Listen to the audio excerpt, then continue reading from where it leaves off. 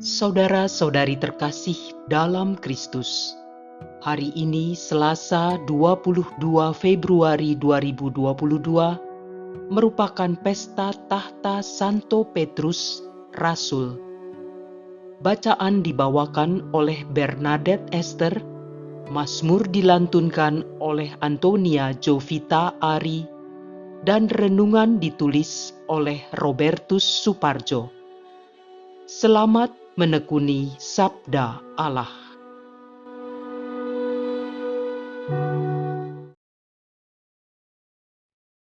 Bacaan dari surat pertama Rasul Petrus, bab 5, ayat 1 sampai dengan ayat 4. Saudara-saudara yang terkasih, sebagai teman penatua dan saksi penderitaan Kristus, yang juga akan mendapat bagian dalam kemuliaan yang akan dinyatakan kelak, aku menasehati para penatua di antara kamu. Gembalakanlah kawanan domba Allah yang ada padamu, jangan dengan terpaksa, tetapi dengan sukarela sesuai dengan kehendak Allah, dan jangan karena mau mencari keuntungan, tetapi dengan pengabdian diri. Janganlah kamu berbuat seolah-olah kamu mau memerintah atas mereka yang dipercayakan kepadamu. Tetapi hendaklah kamu menjadi teladan bagi kawanan domba itu. Maka apabila Gembala Agung datang, kamu akan menerima mahkota kemuliaan yang tidak dapat layu. Demikianlah sabda Tuhan.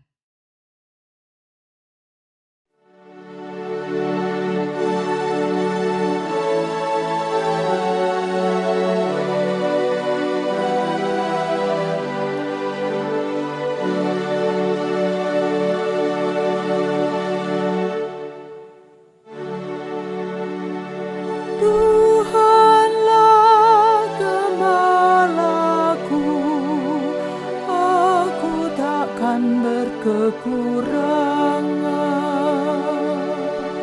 Tuhanlah gembalaku,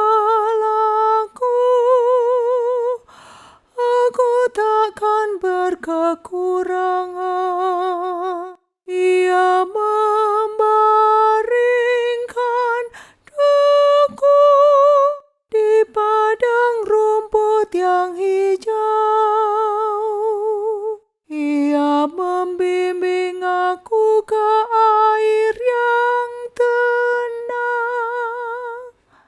dan menyegarkan daku.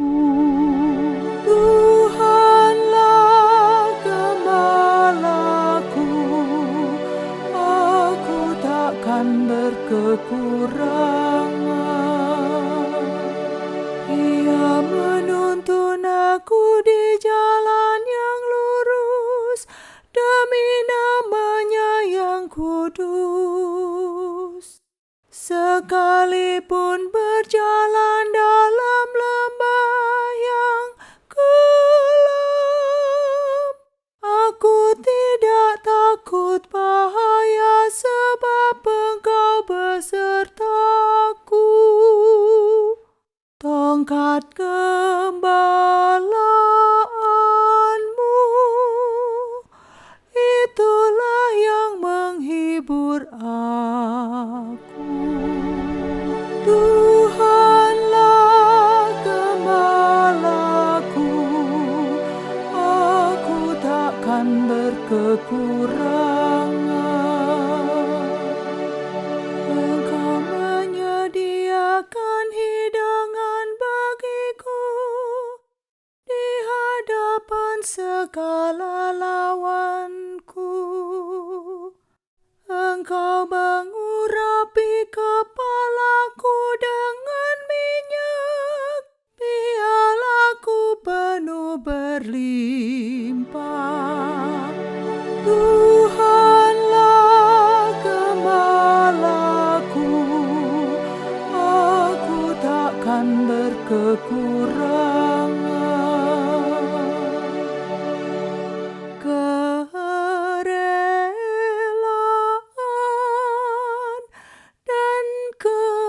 kemurahan-Mu mengiringi aku seumur hidupku. Aku akan diam di dalam rumah Tuhan sepanjang masa. Tuhanlah gembalaku, aku takkan berkekurangan.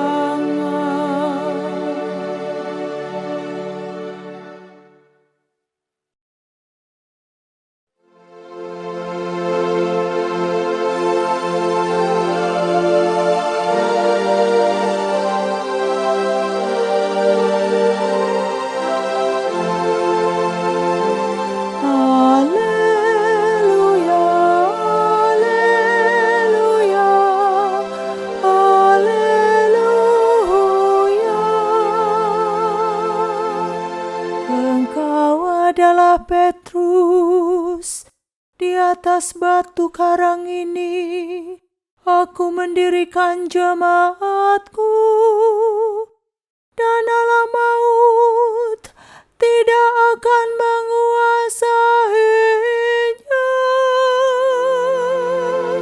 Haleluya, haleluya, haleluya, haleluya, haleluya, haleluya.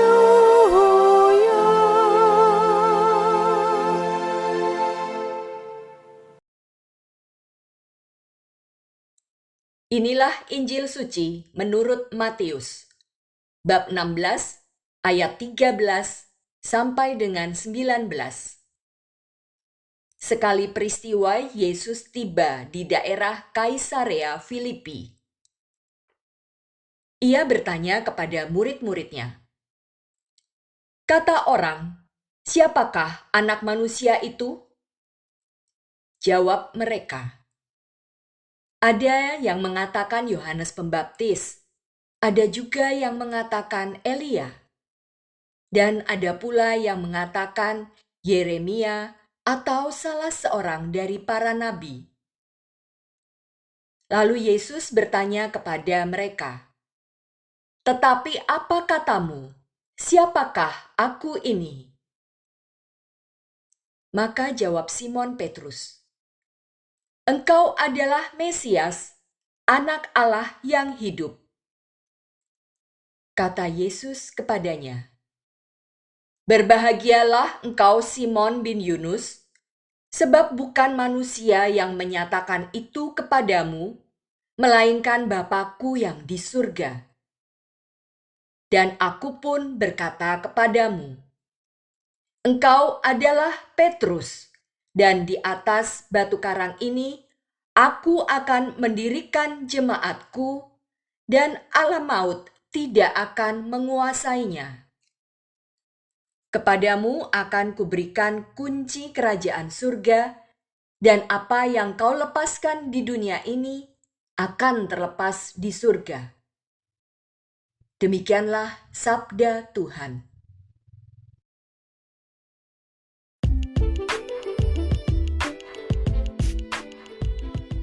Siapakah Yesus bagiku? Renungan dibawakan oleh Serafina Pranadi.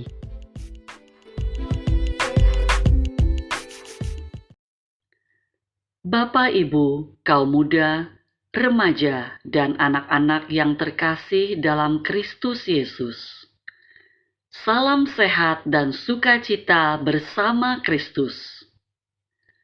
Hari ini, Gereja Katolik merayakan pesta tahta Santo Petrus. Jika kita menyaksikan berbagai tayangan media baik cetak maupun elektronik, kita dapat melihat begitu banyak orang memiliki ambisi untuk menjadi seorang pemimpin. Berbagai cara mereka lakukan agar mimpi mereka dapat menjadi kenyataan. Sebagian orang berpandangan bahwa menjadi pemimpin adalah sesuatu yang urgent untuk diperebutkan dengan berbagai alasan dan cara. Meski orang selalu mengatakan bahwa pemimpin itu adalah amanah, namun perilaku yang ditunjukkan untuk mencapai puncak kepemimpinannya tak jarang dilakukan dengan cara-cara yang tidak amanah. Melalui bacaan-bacaan yang kita baca hari ini, kita memperoleh dasar bagaimana menjadi seorang pemimpin, juga menjadi orang beriman yang sesungguhnya. Pada bacaan pertama, kita mendapatkan 4 pesan dari Paulus untuk menjadi pemimpin yang baik. Pertama, janganlah terpaksa, melainkan dengan sukarela sesuai dengan kehendak Allah. Kerelaan melaksanakan panggilan sebagai pemimpin yang didasarkan pada kehendak Allah akan memampukan dirinya melaksanakan pelayanan dengan baik, dan Allah yang empunya pelayanan itu akan memberikan kemampuan kepadanya dalam situasi dan kondisi apapun yang dihadapi dalam pelayanan. Kedua, lakukanlah dengan pengabdian, bukanlah untuk mencari keuntungan. Pengabdian identik dengan tanggung jawab dan kesetiaan. Setia dan tanggung jawab dalam perkara kecil akan memampukan seseorang untuk setia dan tanggung jawab dalam perkara yang besar. Pengambilan dalam kepemimpinan akan membuat orang melakukan tugas dengan berorientasi kepada Allah dan sesama. Ia tidak akan mencari keuntungan dirinya sendiri. Ketiga, rendah hati. Pemimpin yang baik bukanlah pemimpin yang otoriter, melainkan pemimpin yang rendah hati yang mau melayani. Apakah dengan demikian dia harus lemah atau lembek? Tidak. Dalam kerendahan hatinya, seorang pemimpin juga harus mampu bertindak dengan jelas dan berani.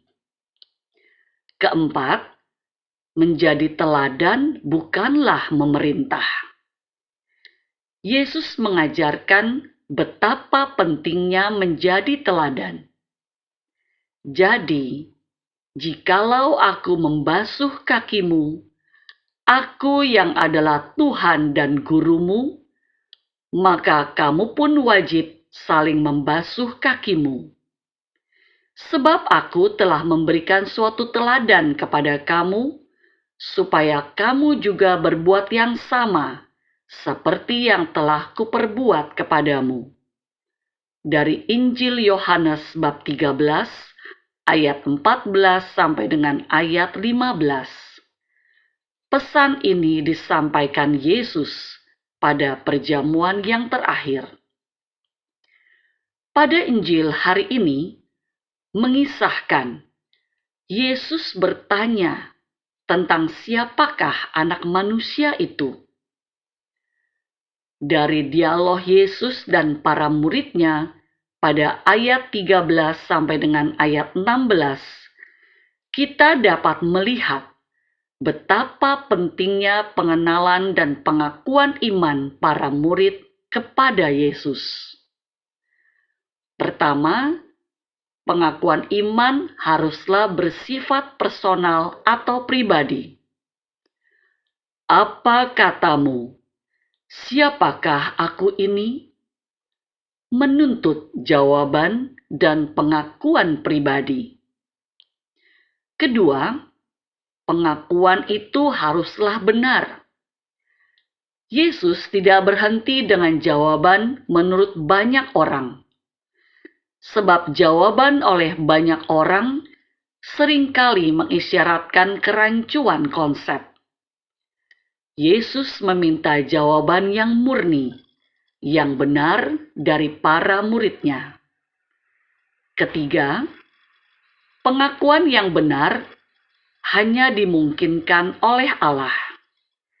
Jawaban Petrus, "Engkau adalah Mesias, Anak Allah yang hidup," tentu bukan pernyataan murni yang berasal dari dalam dirinya. Allah lah yang menggerakkan hatinya untuk menyatakan hal tersebut. Hal itu jelas dari pernyataan Yesus sendiri. Sebab bukan manusia yang mengatakan itu kepadamu, melainkan Bapa-Ku yang di surga. Berdasarkan pernyataan para murid tersebut, Yesus hendak memastikan pengenalan para murid-Nya tentang dirinya. Dan jawaban para murid yang diwakili oleh Petrus itu ditanggapi oleh Yesus dengan memberikan kuasa kepadanya. "Aku akan mendirikan jemaat-Ku." Di atas batu karang yang adalah Petrus, Yesus akan mendirikan gerejanya. Dan Yesus tidak hanya mendirikannya, melainkan juga menyertainya. Ia menumbuhkan jiwa-jiwa baru.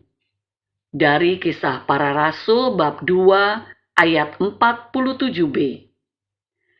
Tiap-tiap hari, Tuhan menambahkan jumlah mereka dengan orang yang diselamatkan dan membuka hati orang pada keselamatan. Dari Kisah Para Rasul bab 16 ayat 14. Yesus pula akan melindungi gerejanya dari alam maut. Yesus akan melindungi gereja dari berbagai tantangan yang dihadapinya. Yesuslah yang memberikan kunci kerajaan surga. Petrus diberi tugas dan otoritas untuk membawa orang-orang kepada keselamatan. Tuhanlah yang memberi kepada Petrus kuasa untuk mengatur dan mengarahkan gereja. Apa yang kau lepaskan di dunia ini akan terlepas di surga. Bapak, Ibu, kaum muda, remaja, dan anak-anak yang terkasih dalam Kristus Yesus. Jika Yesus bertanya kepada murid-Nya, "Siapakah aku menurut kamu?" Yesus pun bertanya pula kepada kita semua, "Siapakah Yesus menurut kita?" Marilah kita mengisi seluruh kehidupan kita dengan jawaban atas pertanyaan Yesus itu. Marilah kita berdoa. Ya Allah yang Maha Kasih, Engkaulah yang mengutus para murid untuk menjadi gembala bagi kawanan-Mu. Bimbinglah kami agar kami semakin mengimani bahwa Engkau adalah Mesias yang menyelamatkan kami dari maut. Teguhkanlah iman kami, terutama di saat kami mengalami kegalauan, kegelisahan, dan kecemasan di masa yang sulit ini. Pandemi sering membuat kami menjauh daripada-Mu. Luruskanlah kami ketika jalan kami tersesat, dan ajarilah kami agar kami mampu mempersembahkan seluruh hidup kami sesuai dengan kehendak-Mu. Demi Kristus Tuhan dan Juru Selamat kami, kini dan sepanjang segala masa. Amin.